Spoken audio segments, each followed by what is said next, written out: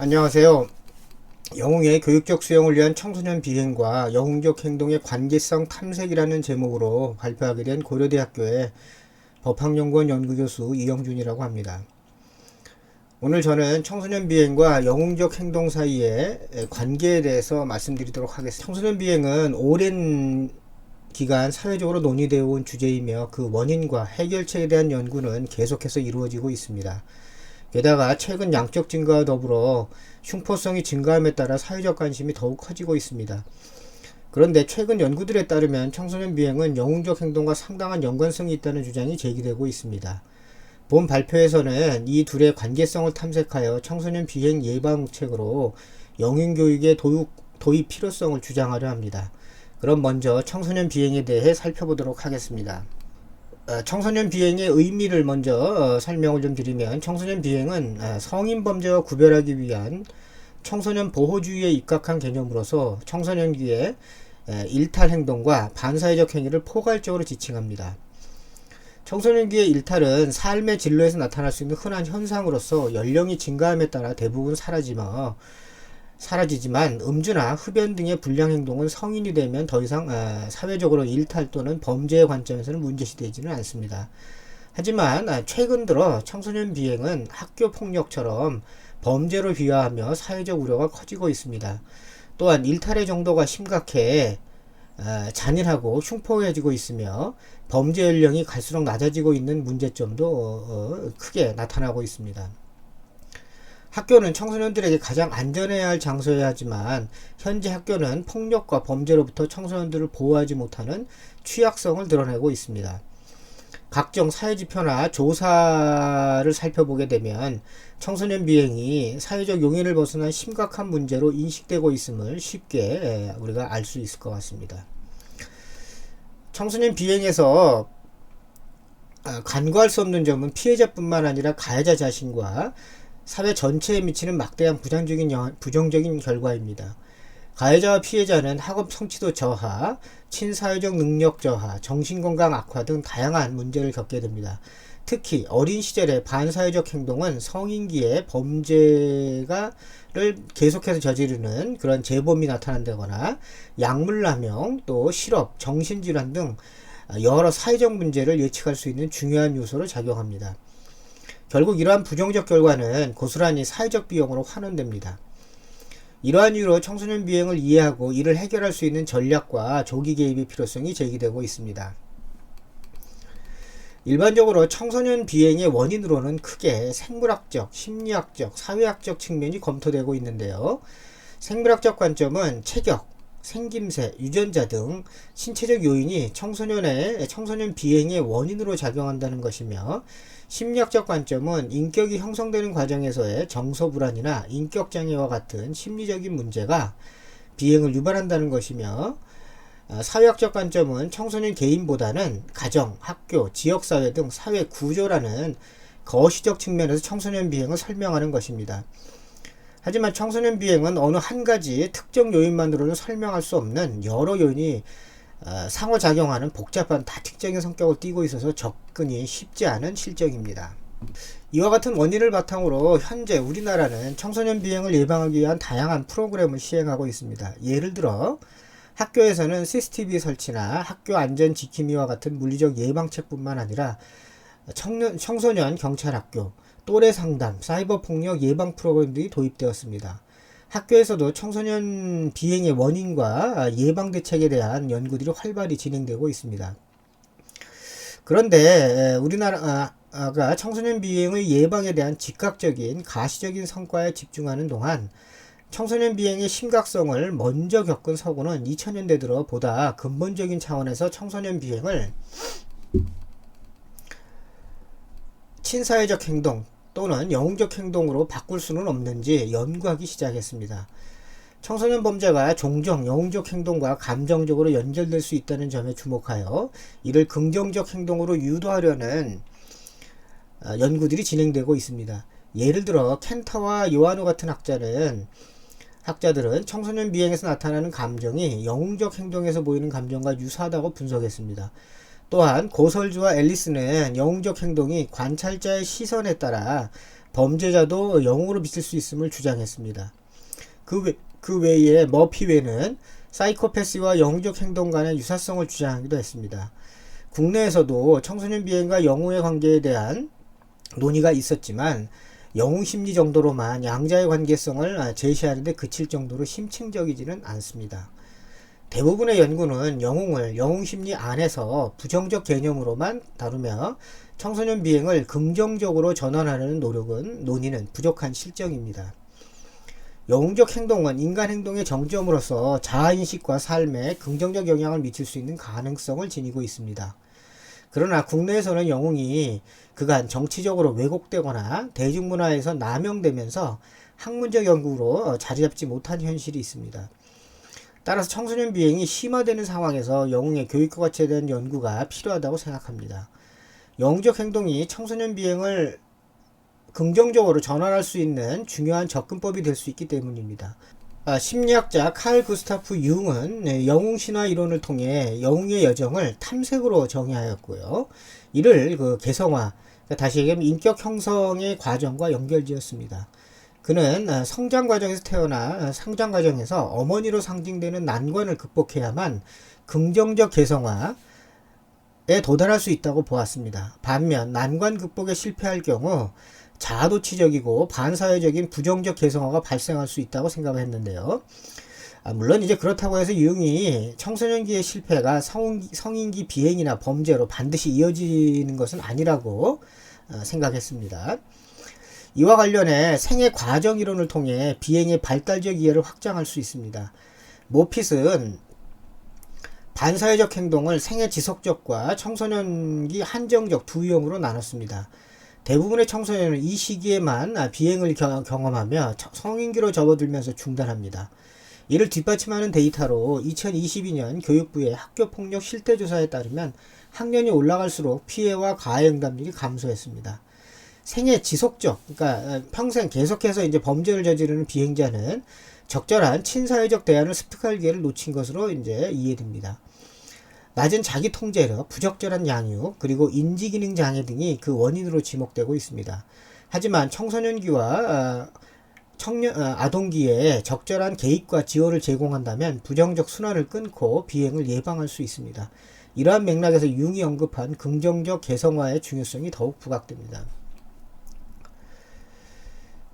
다음으로 비행의 극단적 형태라고 할 수 있는 사이코패스와 영웅적 행동 간의 관계를 살펴보도록 하겠습니다.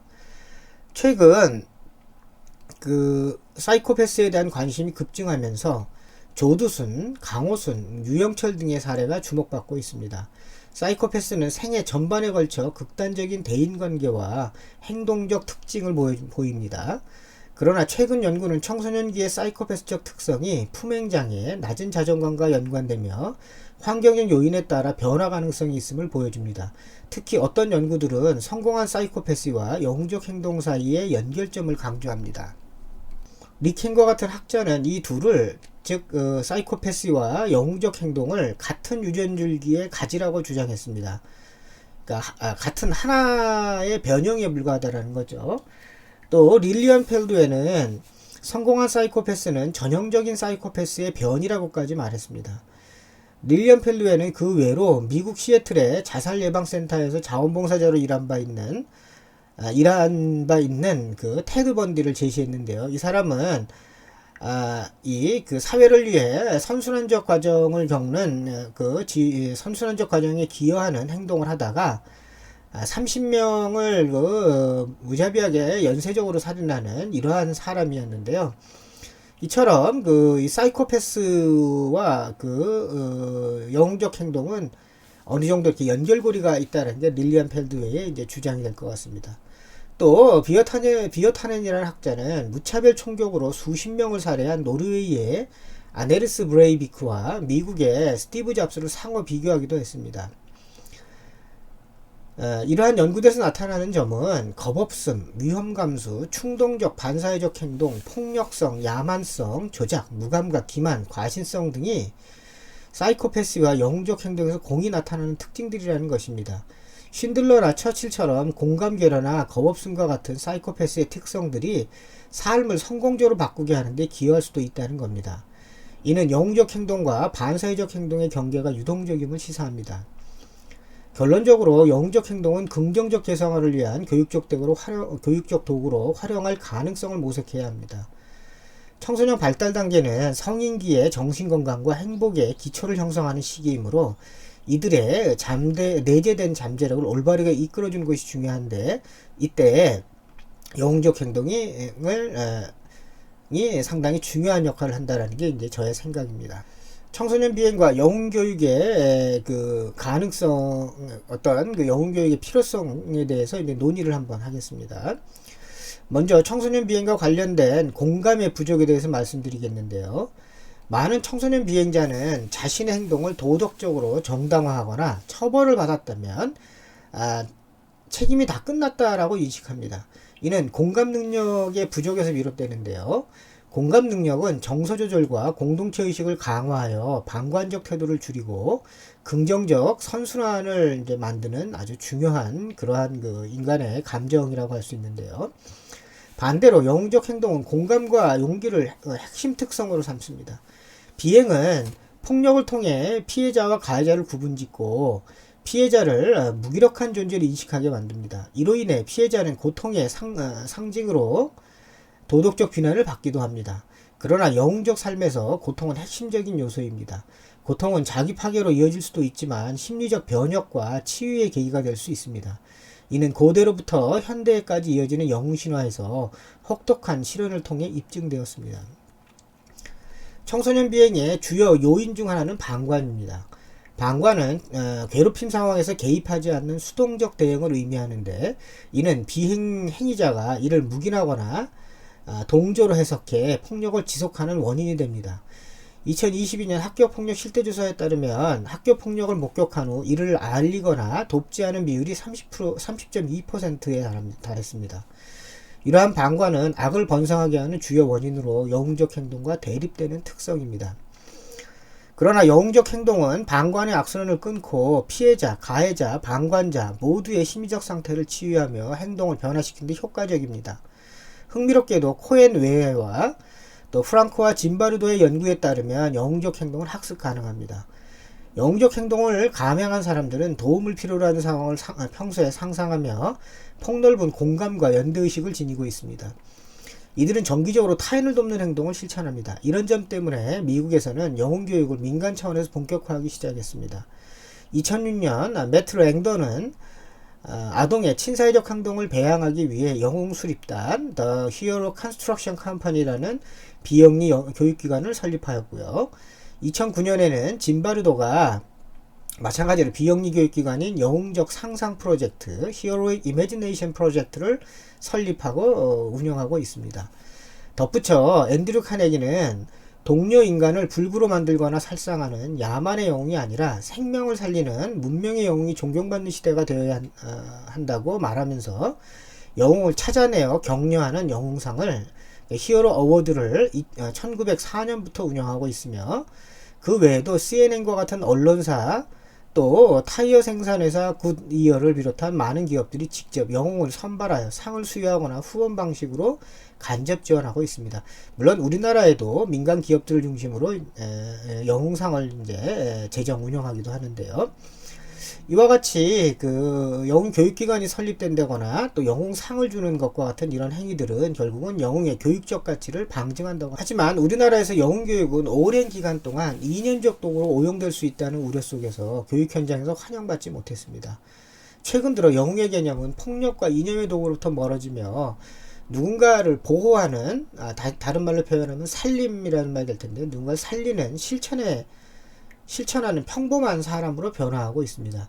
이는 교육적 가능성을 다시 한번 주목하게 만듭니다. 리케는 비행을 유발하는 것으로 알려진 대담성, 냉담함, 충동성과 같은 특성이 영웅적 행동의 주요 구성 요소이기도 하다고 주장했습니다. 이는 비행과 영웅적 행동이 동일한 감정적, 유전적 기반을 공유할 수 있음을 시사합니다. 따라서 지금까지 학계와 교육 현장에서 주목받지 못한 영웅 교육은 청소년 비행이 심각한 사회점들로 대두되고 있는 현실에서 재검토가 필요하다고 하겠습니다. 영웅의 여행은 긍정적 개성화를 촉진하는 도구로 작용할 수 있습니다. 이는 청소년 비행을 예방할 뿐만 아니라 청소년들이 진정한 자아를 발견하고 도덕적이고 윤리적인 인격적 변화를 이끌어낼 수 있는 효과적인 방법입니다. 저는 청소년 비행을 예방하기 위한 수단으로 영웅교육의 도입을 제안합니다. 이때 우리가 강조하고자 하는 영웅은 전쟁이나 국가라는 거대 담론의 영웅이 아닙니다. 현대사회는 무력을 통해 적을 제거하거나 영토를 확장하는 전통적인 영웅보다는 남을 살리는 데 주목하는 이타적 영웅을 필요로 합니다. 폭력과 무력만으로는 영웅이 될 수 없으며 이러한 방식은 오히려 악당이 자신을 영웅이라고 착각하여 서슴없이 폭력을 행사하는 영어 차워 패러독스에 빠지게 합니다. 영웅은 파괴자가 아니라 보호자입니다. 영웅적 행동은 자신의 취약성을 인지하고 타인의 고통을 마주하는 듯이 출발합니다. 이러한 행동은 학습될 수 있으며 교육을 통해 평범한 일상적 영웅성을 모방할 수 있는 환경을 조성할 때 비로소 실현될 수 있습니다. 영웅적 행동을 촉진하는 교육은 청소년 비행의 가해자, 피해자, 방관자를 완전히 사라지게 하지는 못하더라도 현저하게 줄일 수는 있을 겁니다. 운동선수, 경찰, 군인, 우주비행사가 될 수 있었던 두려움이 없는 총명하고 근육질의 모험심 많은 어떤 소년은 사이코패스라는 괴물이 되었다라고 닉케는 말합니다. 약자 이야기로서 영웅은 상처를 지닌 미운 오리 새끼가 상처를 이용해 스스로를 변형시킬 수 있는 교육적 가치를 지닌다고 지금까지 저의 발표를 들어주셔서 감사합니다.